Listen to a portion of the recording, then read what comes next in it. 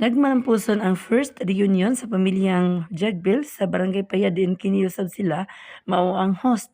Ato usab nga nakita og nasayran kagahapon adlaw nga kini sila 5 ka pamilya ug mikabat na usab ang ilang gidaghanon sa 200 ka pinkunkulang nga panagtapok gumikan kay sa daghan nga mga apo, mga kaliwat niini og usa na niini ang ilang paghatag pagsaysay sa sinugdanan sa pag-abot nila sa Barangay Payad din kining mga pamilya nagikan sa Dakbayan sa Cebu ug busa kagahapon adlaw gihinabi usab sa Radyo Bandilyo ang host nga pamilya niini og atong pamation ang tipik sa ilang pahayag. Anak ni Papa Binting sa pamilya Jagbil, usa karon ka alagad sa Damulog, Kapilya.